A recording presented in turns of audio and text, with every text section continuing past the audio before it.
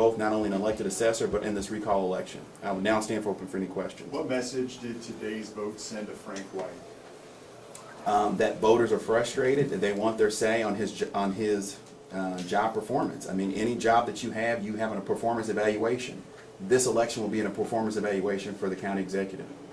Would you be okay with the election happening, say, in late September as opposed to late August? I'm not going to get into the date. The vote today was that we set a date of August 26th. If the date changes, it'll be because the courts have deemed it so. But at this point, I stand with my colleagues in the date that we set of August 26th. And so the judge will make a decision with the litigation that's currently pending.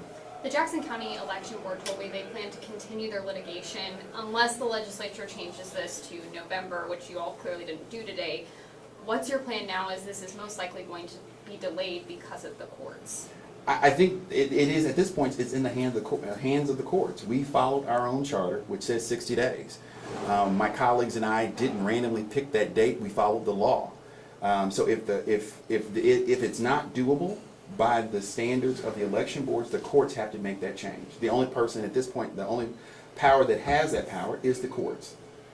Where did things go wrong between you and Megan?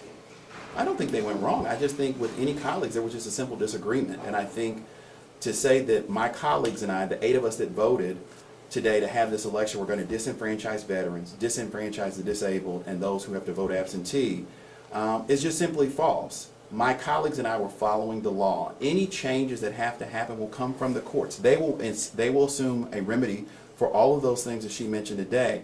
But I'll also add this. To question our ethics and our integrity is beyond the pale for me and my colleagues, and I'll defend that to the end. But there was only one of us that abstained during that vote. Next question.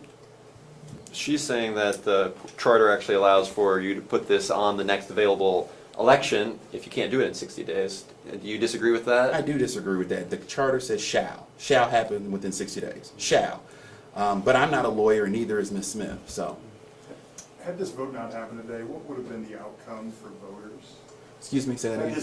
Had this vote not happened today, what would have been the outcome for voters? Well, honestly, I think we probably would have needed an escort to get out of this building. I think people are angry. People are tired. They're angry. This has been not just a 2-year saga. This has been an 8-year saga dealing with taxes since 2018.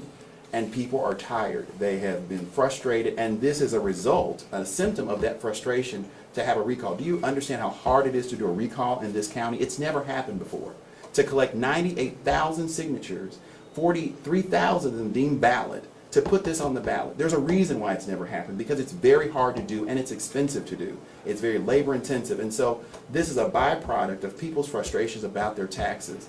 When you have retirees, retired teachers, and retired auto workers working at retail and department stores to pay their property taxes, that's a problem. Frank White yesterday released a couple of statements regarding his call for resignation, but also he did call you out in one of those statements. And he wasn't there at the meeting today. What do you have to say to him? I would just simply say, I understand the county executive's frustrations. Anybody would be frustrated under these circumstances when you are being faced with a mirror on your own actions over time. I'm not going to get in a back and forth with the county executive, I'm not going to lay down with him and get fleas. So next question. What does his absence say to voters? That doesn't say anything. He's been absent all year. He's been absent the year before that. He has come to the last 2 out of the last 45 meetings, but yet continues to draw a 6-figure salary. I don't know a job in this county where you can not come to work and still draw a salary. When was the last time you had a face-to-face conversation with him? The last conversation we had was regarding the budget, when we had to stand up on the budget, so we have not really talked since then. I want to hit on the assessor real quick, this idea of November election for the assessor. What does that mean for taxpayers here in Jackson County? It means accountability. So right now, for most people, the assessment department is a deep closet that nobody knows where anything is, right? And it allows people to have an option to have some accountability when your taxes are being raised, when there is an inadequate BOE process, when facts are not being really known, and it's not just being put on a podcast the day after the deadline for you to appeal your taxes. This will give people a choice. Every county in the state of Missouri has this choice to elect their own assessor, but Jackson County. We will now be in line with every other county in this county, and it also gives people a choice to hold someone accountable. And I think it's only fair when you have your most expensive asset, which is your home, your car, and your property taxes being raised without any accountability. I think that's a problem. And so this provides that. When, is that the whole state that gets to vote, or is it just Jackson? So this ordinance that passed today will actually put us ahead of what the state did. So the state said in 2026, we will elect an assessor, and it's the whole state that gets to vote. So you have people in Cape Girardeau, Springfield will be voting on whether we have an assessor, which I think is insane. In fact, it'll cost the state about $9.5 million to do this, for one county to have an assessor. If we do it ourselves, we allow folks in November to say, do we want an assessor, yes or no? If it passes, in November of 2028, when the sheriff and the prosecutor run, you will actually elect a person. And it gives the county more time to prepare to make that an independent department. So this will allow residents in Jackson County, if it passes, to vote for assessors in 2028, and therefore there will be people who run for the assessor position Correct. in 2028 Correct. if it passes. Correct, correct. And in fact, that's on the same timeline with the state. The only difference is we're moving our vote ahead. So the vote that you're talking about where you get an assessor will happen in 26 of next year, and it's still what you would elect a person in 28. But this process is we will elect somebody in November, but we still will elect somebody in 28, and the whole state doesn't have to bear the cost of an election statewide for us in Jackson County. Thank you. Could you just speak a little bit on the other veto that you guys overrode, the senior tax credit? Oh, what that means? that was something that was, for me, was near and dear, was something that I sponsored, where essentially it says where there was a deadline of June 30th for the senior tax. So if you live in Jackson County, you're 62 years or older, you can apply for a senior tax freeze, which freezes your taxes as long as you own the home. What I find in my district, when I go to neighborhood meetings, because the county executive and the administration really never put money into marketing the program or its existence, many people don't know the program exists. So we've given people an extra 60 days to say, apply for this program, because as we know, tax bills are going out and people are facing higher taxes. So this is just another reprieve for seniors. Thank you, sir. Thanks. Thanks. Yeah. I'll be out here.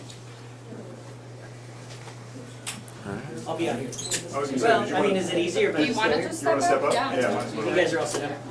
Might I'm as just well. afraid that with my blue on, I will look like just a floating head.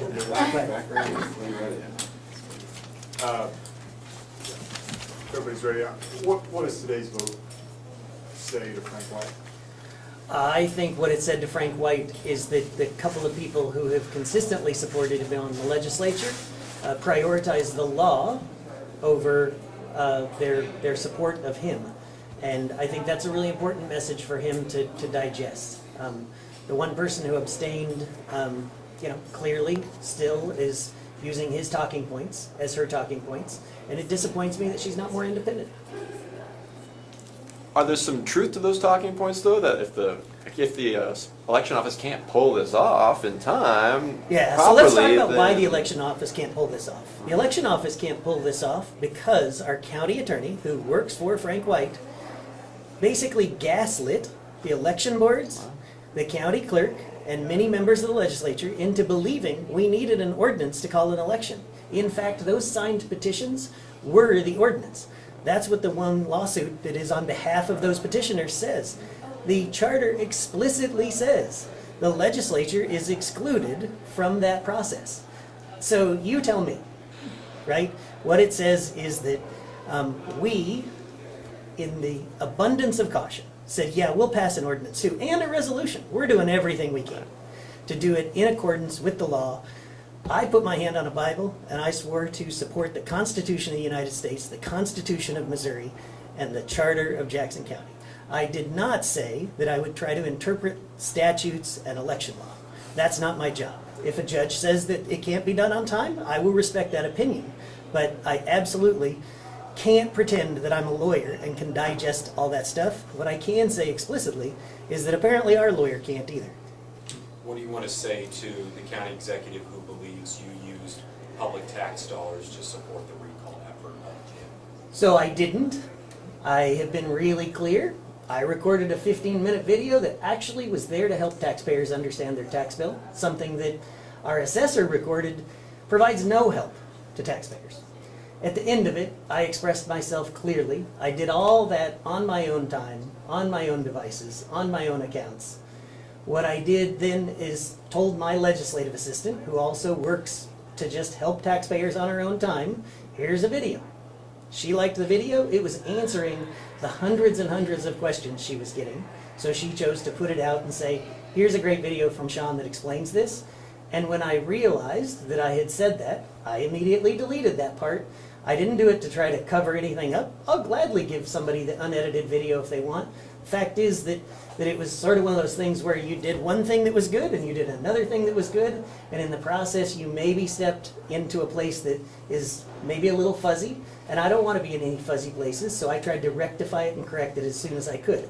Let's contrast that with the Jackson County executive, who in his official capacity has no reason to pay for and request the signatures of the people who want him recalled. He used their taxpayer money, some of your taxpayer money, to get those signatures. And I have no doubt if we could get truthful answers from members of his administration, that he's probably also got county employees reviewing things that are not within his purview at all. So it is in fact something that I filed with the Secretary of State and has since been disclosed. I didn't try to make that a public issue. I said to the Secretary of State, I believe the Jackson County executive violated the law by spending taxpayer money to defend himself against a recall effort.